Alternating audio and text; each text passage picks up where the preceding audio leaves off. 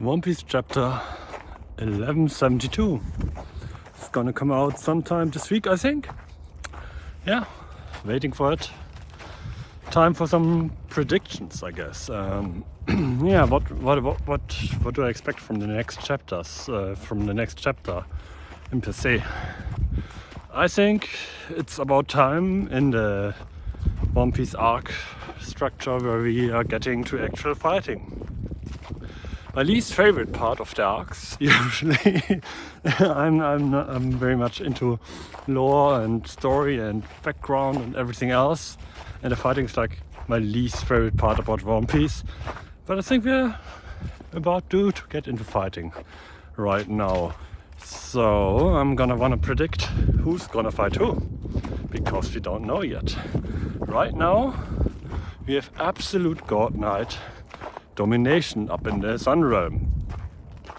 They are winning against everyone and basically don't have any matchups right now anymore, except like random giants that are still holding on. Okay, so who do we have?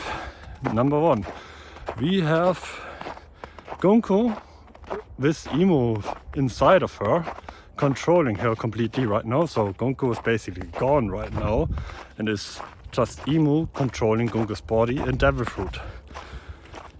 So if we have Lord Imo Sama with the Aeronomy. Who we gonna get up against that?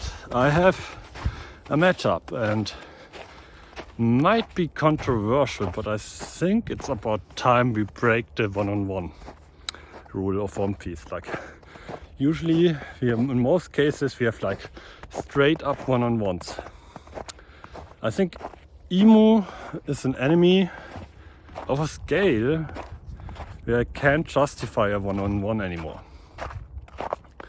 Like, obviously I would put Luffy in this matchup, but I kind of want to put Luffy and Brook together.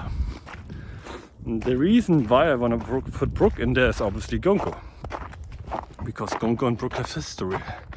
And I mentioned in an earlier video I made, I want Brook's ability to like transform in this year. The power up I want to give Brook over the time of this year is basically him evolving into using more musical powers again. Like he used to use his violin in battle often to like knock out random riffraff. But what I want him to do, since he doesn't have Conqueror's Haki, is to basically attack people's soul through the power of music. Like he can still use his sword, his rapier style combat method, but I would really like to see him use music in this battle, especially because of Gonko and Gonko listening to Brook's music being established. Like it's one of her hobbies. She listens to it basically every day. His music. So Brook's music getting through to Gonko is like right there. And yeah. And I think that would be great to lead into how Brook's gonna advance his powers in this year. By the power of music reaching the souls of people. So I'm not gonna say that they straight up defeat Lord Imo in the body of Gonko. No, I don't think that's gonna happen this arc at all. I don't think Imo loses. Imo either leaves on his own volition because there's something going on in Marisha right now, where it's just the reason why Shamrock had to leave. So Shamrock has to leave. It's too important that he can stay. So why can the biggest of them all, Lord Imo, stay? Doesn't really make sense, does it? So either that, or we actually get to free Gonko somehow. That's the second option I see. Like, okay, the third option is Gonko straight up dies. Death. If Gonko's dead, her body dies completely, gets eradicated, then Lord Imo can't possess her anymore. And it wouldn't be as much as a loss of Lord Imo Sama, more like, okay, yeah, this vessel was too weak. This body, Gonko, she was too weak. Not necessarily an L for Imo, it would be, but Yeah, I guess it's the last option, but I don't actually see that one. Like it's either Gunko getting liberated with Emu in her, or Emu being like, oh no, there's something going on in Magishwa, I have to leave. Okay, so my first matchup would be Luffy and Brook versus Gunko. Second matchup, we have Saint Summers. Saint Summers is a real asshole, but his devil fruit, his sun fruit, has something to do with the more love you have for someone when touching those thorns, when you use it on the children, was the more it hurts. So that alone, and the fact that he fights with thorns, which makes him hard to touch because he surrounds himself in thorns. That alone, these two reasons, I definitely want Sanji to fight him. Because Sanji's gonna have to kick him. He has to like touch Summers to actually fight him. And we had this short part where Gaban was like, yeah, you can only defeat them with Conqueror's Haki, and Sanji was like, do I have Conqueror's Haki, Gaban, son? It's like, and Gaban didn't really answer that. It's like he only said that Zoro has it and Sanji doesn't. So either Sanji has to unlock it or find his own way of fighting a God's Knight by the power of love.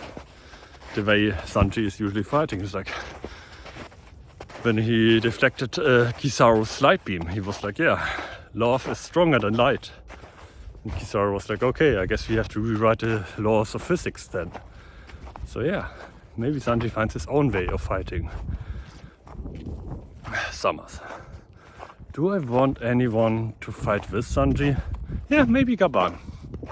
Like maybe we have like a really hurt, beat up Gaban who just got stitched up together by Chopper, because they are both heading up right now, and Gaban was like, I wanna see to my kid. Maybe a really badly stitched up Gaban is kinda mentoring Sanji in this fight. So yeah, I'm really all in for like, this is a fight where we can't be like one-on-one anymore. Like we have a bunch of Straw Hats knocked out right now, and that might be like one of Oda's plot points where we have like forced one-on-ones, and right now we don't have enough enemies for forced one-on-ones. So okay, we have to get rid of some Straw Hats, so that's why we have them tied up right now. But yeah, as seen with Gunko, I'm very much of the opinion that we're gonna untie those Straw Hats and get them back into battle with Brook. Yeah. Next matchup is the Man of Dreams. What's his name? Killingham. Yeah. The mythical devil fruit model Kirin. Dragon mythical devil fruit model Kirin. We have to have the the God Usopp matchup here.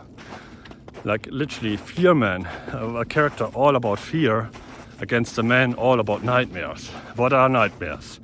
It's our fears manifested in dreams. How could we not have Usopp fight him? Like there's another matchup where Usopp is also relevant with the giants that are Domi Reversied. But the Killingham matchup would be really interesting, and people have mentioned it and said it would be akin to something like Perona fighting Usopp. Like Usopp is so afraid of everything that him fighting manifested fears would be massive for me personally. And I don't have anyone else I want to have fight Killingham, honestly. Like Zoro, I don't have anyone I actually want Zoro to fight here. Like I would have said, oh yeah, Zoro has to fight Shamrock because he uses a sword, and that makes sense. But none of these people make sense for Zoro. So maybe Zoro teams up with Usopp again and fights Killingham. We had some Zoro Usopp matchups, and they're ridiculous. Actually, this would work because of the nightmares. And I think it was Tekking who went through and said what all the nightmares of the Straw-Hats would be. And for Usopp, it would just be him being like very, very miserable and very small and that.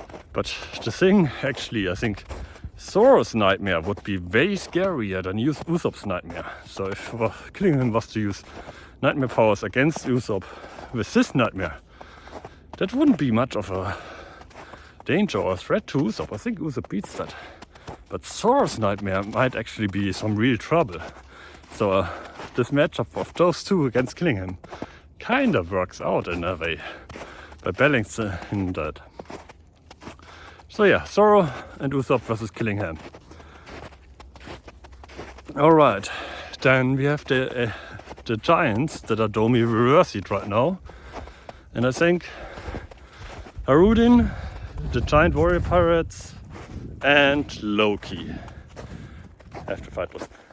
On one hand, I'm like, yeah, we kinda have to like undomi reverse them. But the one method we've seen so far to undomi reverse someone was on God Valley. And yeah, it's to punch them really hard with a lot of Conqueror's Haki. So, I guess Loki can do that. Does Harudin have Conqueror's Haki? I don't really see it in him. I don't think it's confirmed for him or anything. I don't think he does. So yeah, I guess just Loki punching a bunch of giants real hard. And the reason why that makes so much sense is just simply the scale of things. Like human characters fighting the giants, I can't really see. Zoro would cut up the giants. That's not really gonna work out for undomi reversing them. They're just gonna be minced meat after that. And Loki uses, at least in Hammer, so that's at least just blunt trauma they are getting.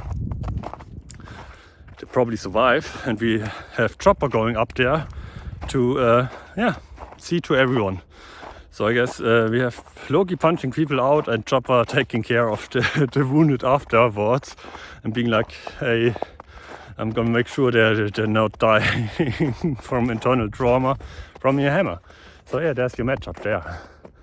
And do we forget anyone? Yes, Nami. We don't have anyone to fight Nami. I guess we could put Nami into the Killingham fight or the Emu fight. In either of those, we just put her in those. And we also forgot Robin and Jinbei. We don't have them in there anywhere. Like Jinbei could also be put in any of these matchups. I don't really have a strong feeling about him in any of them. I guess I would put Jinbei somewhat against the Giants. And yeah, Jinbei against the Giants. And Robin as well against the Giants is a really good matchup for her with her giant body parts. Like, again, like scale of giants makes fights really difficult unless you have like a character like Luffy who can turn himself giant, or Robin, she can become giant.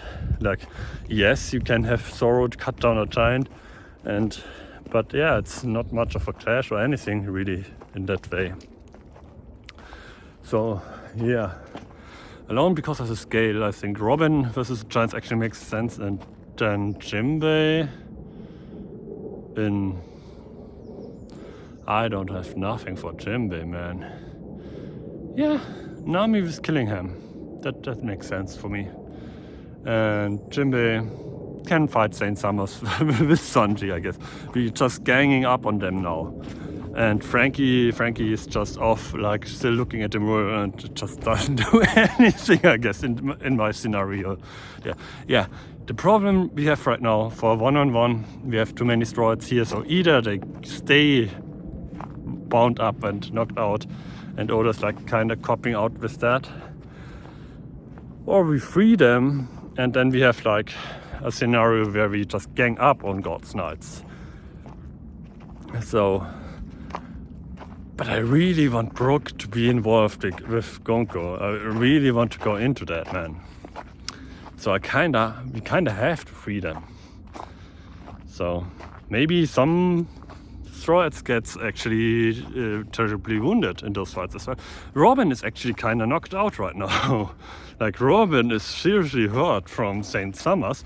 Even more reason for Sanji to fight him, because he hurt a woman. Like, what a terrible man who hurt a woman.